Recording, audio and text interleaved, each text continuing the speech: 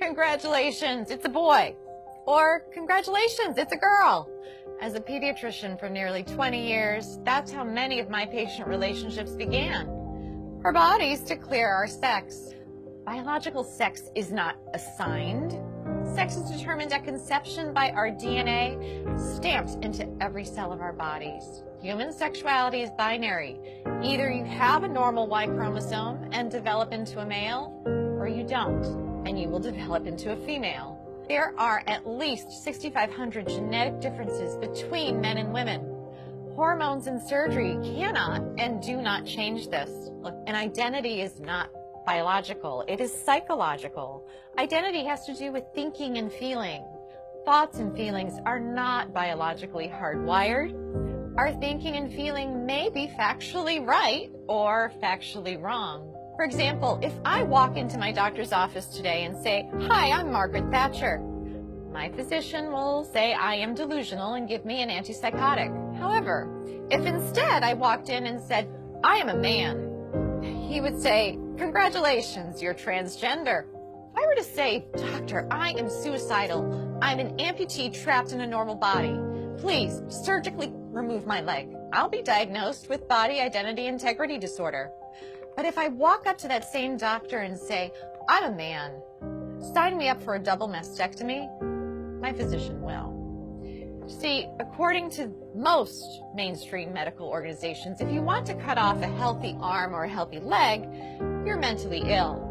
But if you want to cut off healthy breasts or a penis, you're transgender. Let's be clear, no one is born transgender. If gender identity were hardwired in the brain before birth, identical twins would have the same gender identity 100% of the time. They don't. I had one little boy, a patient we'll call Andy. Between the ages of 3 and 5, he increasingly played with girls and stereotypical girl toys and started saying he was a girl. I referred the parents and Andy to a therapist. Sometimes mental illness of a parent or abuse of the child are factors. But more commonly, the child has misperceived family dynamics and internalized a false belief. In the middle of one session, Andy put down the toy truck and held on to the Barbie and said, "Mommy and Daddy, you don't love me when I'm a boy." What the therapist learned is that when Andy was 3, his sister with special needs was born. She required significantly more of his parents' care and attention. Andy misperceived this as, "Mommy and Daddy love girls. If I want them to love me again, I have to be a girl." With family therapy, Andy got better. Today, Andy's parents would be told something quite different. They would hear, "This is who Andy really is.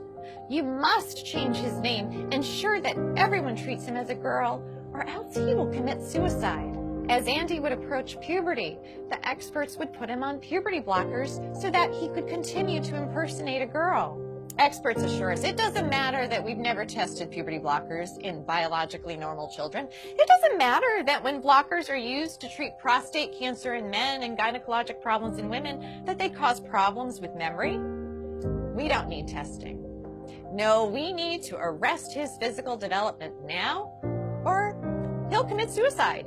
But this is not true. Instead, when supported in their biological sex through natural puberty, the vast majority of gender-confused children get better. Yet, we are chemically castrating gender-confused children with puberty blockers. Then, we permanently sterilize many of them by adding cross-sex hormones. Cross-sex hormones are estrogen and testosterone. Those put young children at risk for heart disease, strokes, diabetes, cancers, and even the very emotional problems that experts claim to be preventing. P.S. If a girl who insists she is a man has been on testosterone daily for 1 year, she's cleared to get a bilateral mastectomy at age 16. Now, mind you, the American Academy of Pediatrics recently came out with a report that urges pediatricians to caution teenagers about getting tattoos because tattoos are essentially permanent and can cause scarring. But this same AAP is 110% in support of 16-year-old girls getting a double mastectomy, even without parental consent, so long as the girl insists that she is a man and has been taking testosterone daily. for 1 year. Let's be clear, to indoctrinate all children from preschool forward with the lie that they could be trapped in the wrong body disrupts the very foundation of a child's reality testing. If a child can't trust the reality of their physical bodies, who or what can they trust? Transgender ideology in schools is psychological abuse that often leads to chemical castration, sterilization, and surgical mutilation. If that's not child abuse, ladies and gentlemen, what is?